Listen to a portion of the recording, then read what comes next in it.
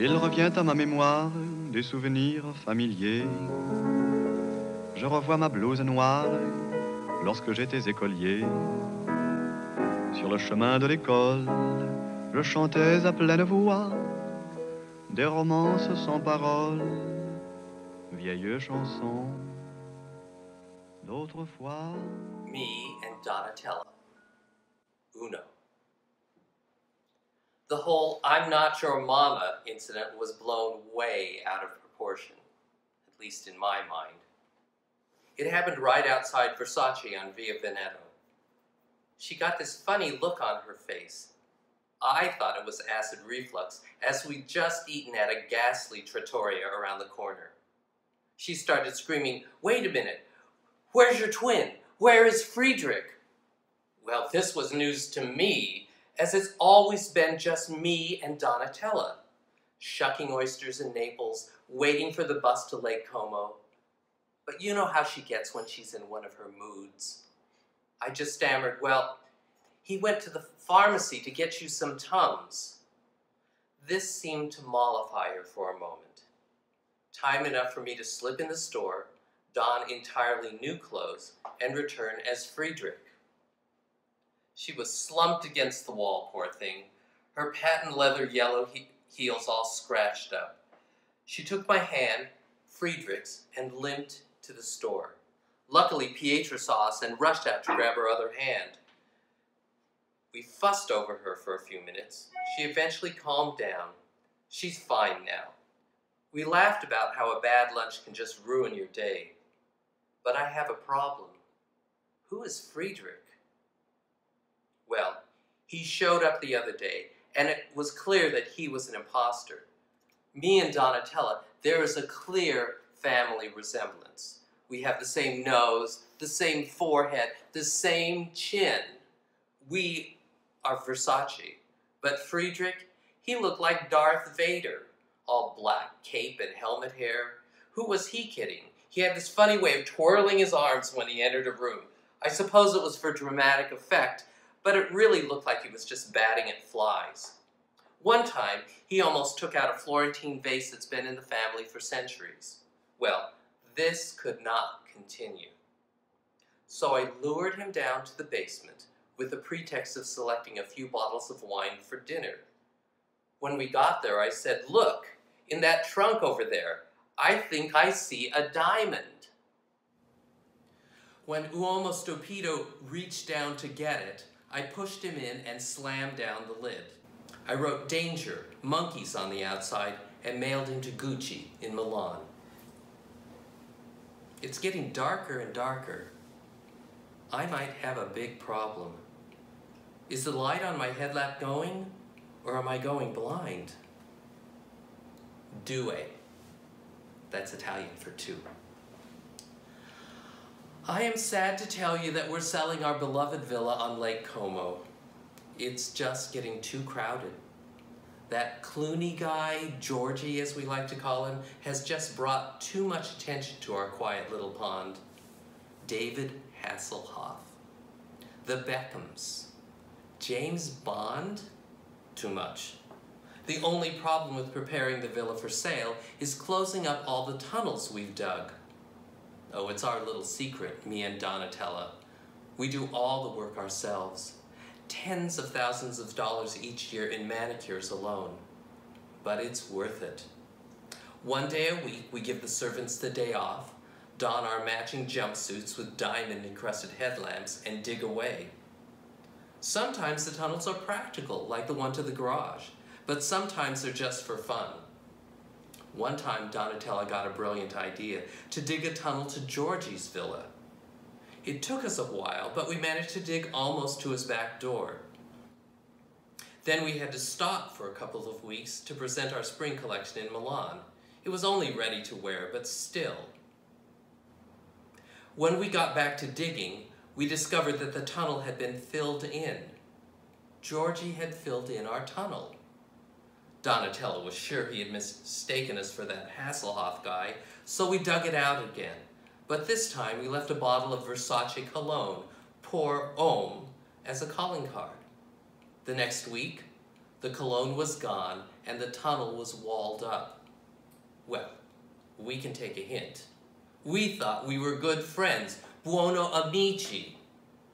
Anyway, it's a moot point now. We're getting the heck out of Dodge, and it's not like we're homeless.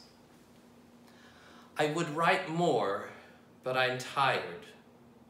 I have a problem. I think someone is trying to poison me. Trey. I was being poisoned by Sergio. I should know better than to hire someone who would work for Fendi, but I needed him to pilot my yacht, the Nina Pinta, to Cannes. I was to meet my mother, Donatella Versace, at the Hotel Martinez for some sort of movie event. The yacht made good time, so I arrived early. We dropped anchor for the night. That's when I started to feel odd, like when you wear Marc Jacobs. My favorite comb, given to me by Mia Madre, was missing. I cannot say stolen because we were on a yacht. There was only me, Sergio, my chef Oscar, and my little French bulldog, Giuseppe. Late that night, I went to find Oscar so that he could make me tartufo bianca di pasta, my favorite dish. He was not in his bunk. I found him tied up in a closet off the kitchen. Was this how he usually spent his free time? I don't pry. But his eyes told me a different story, so I loosened his gag. He told me that Sergio was slipping arsenic into my wine. Dio, my head was spinning. I heard footsteps. I raced upstairs to where the launch was tied. Gone. I ran to my bedroom. Giuseppe scampered between my legs and I locked the door, panting. I heard his footsteps, and then Sergio was knocking on my door. Uno minuti, I said, stalling for time. In one graceful pirouette, I ripped open the first aid kit, grabbed the emergency waterproof mascara, whipped the scarf from my head, and ripped it in half. It was only Hermes. I scribbled, "Help me, Sergio works for Fendi," rolled up the scarf and tied it around Giuseppe's neck. Then I heaved him out the window. "Swim, Giuseppe, swim! Swim to the Hotel Martinez and find Nona." I turned toward the door. I cracked it open a little, and in a very faint voice told Sergio that I was tired and that I would see him in the morning. He hesitated. I leaned on the door, but he stopped it with his foot. Staring at me with piercing eyes, he forced my bedroom door open. I backed up, grabbing for the credenza. "Maybe this will calm you," he whispered, pouring me a glass of wine. I had no choice but to take it. A slight shudder passed through my body as the poison dripped into my veins. Satisfied, he left. I spit out the residue and passed out. When I awoke, everything was bathed in light. I had no doubt that I had died and gone to heaven, as I had led a virtuous life. Except for the time I pushed Isabella Rossellini into the Grand Canal. But no, I was alive.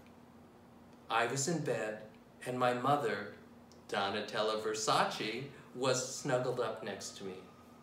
Giuseppe was sprawled down at the foot of the bed, keeping our feet warm. And Sergio? Sergio replaced Oscar in the closet, and the yacht was put in dry dock. You'd think that everything was fine, but no, I have a problem. I can see smoke in the distance. No, not smoke, vultures. Quattro. Me and Donatella redecorated our little palazzo in Milan. It was out of control. If Julius Caesar was a hoarder, he'd feel right at home at Casa de Versace. Statues are us. We had a Hercules, a Caligula, and 2 Davids in the living room alone. You had to practically climb through Hercules' legs just to get to the bathroom. So we had a garage sale and we got rid of it all. Well, we were filled with glee when we saw how much room we had, and we were determined to live a simpler life. So we knocked out the south wall and built a cliff dwelling. While our little apartamento is small, it has 20-foot ceilings. One time a tourist wandered in thinking it was a train station. So we had plenty of room. We each had our own cliff bedroom, accessible by ladder. Each bedroom had a large window that we could look out and wave to each other. Well, one day as I was looking out my window, I looked across the street to our neighbor Giorgio Armani's place. He was building a cliff dwelling too. Copycat. And let me tell you, this was not the first time. Well, we built a kiva, so did he. We planted a pinyon, he planted 2. Then materials started becoming scarce. Each day became a race through Milan, first to the quarry to see if there was any sandstone. No!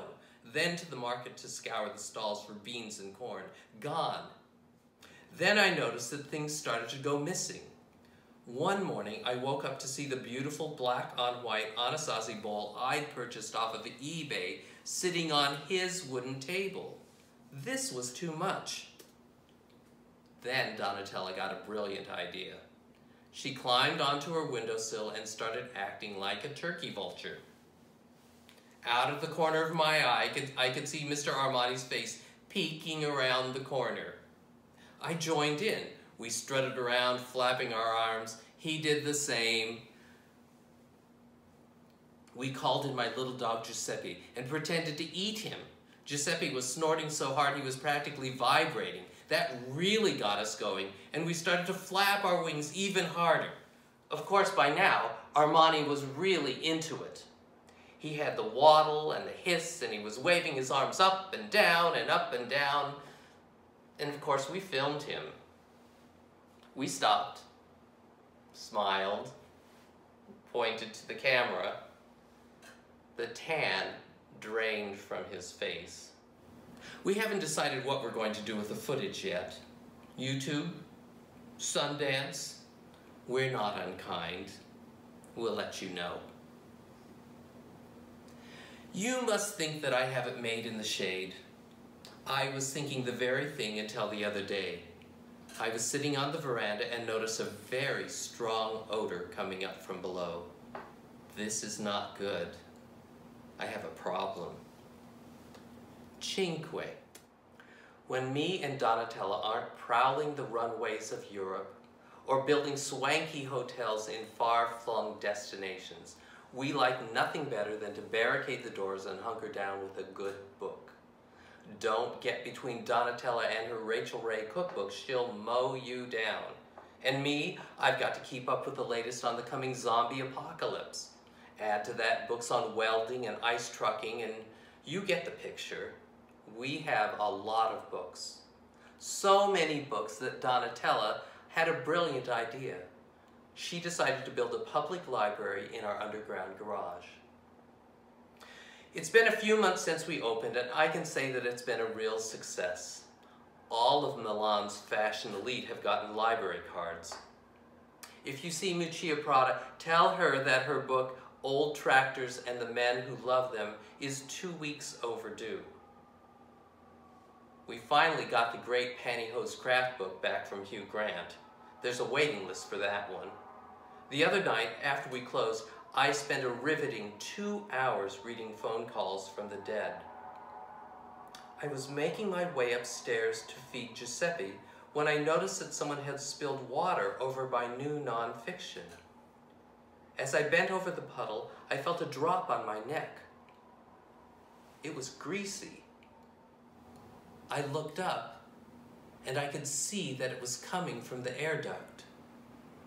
I backed away and tripped over a worn-out, ragged shoe. Vintage Ferragamo. Then I noticed a trail of more shoes and clothes.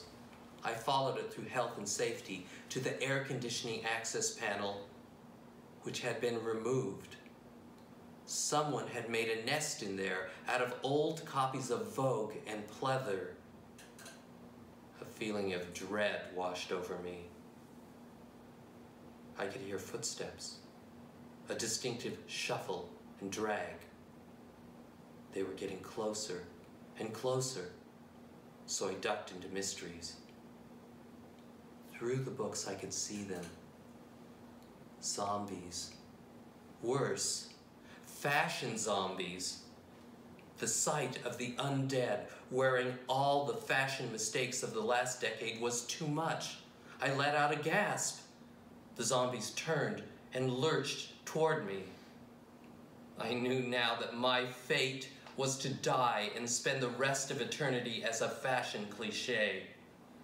I sank to the floor. That's when I noticed that I had a bottle of Versace anti-aging moisturizing cream in my pocket. I might be undead, but I would not end up old and wrinkled. So I took it out and slathered it on my arms and face. I was rubbing it in vigorously, waiting for my demise, when I noticed the zombies were transfixed.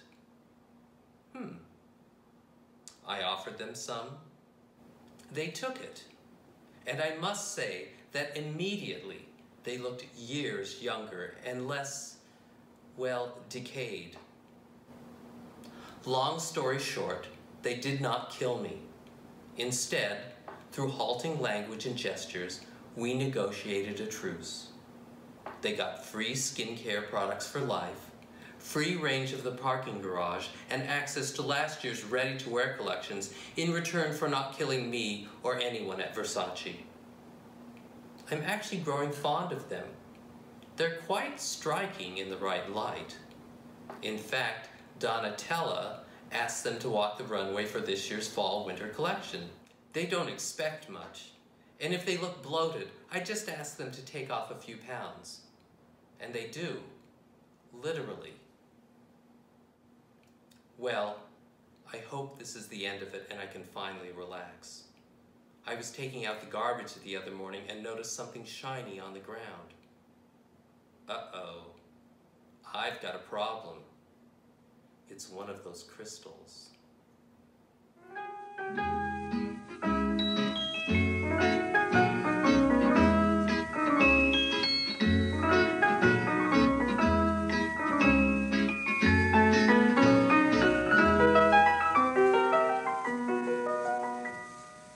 Il revient à ma mémoire des souvenirs familiers.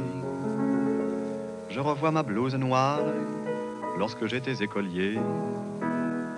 Sur le chemin de l'école, je chantais à pleine voix des romances sans paroles, vieilles chansons d'autrefois.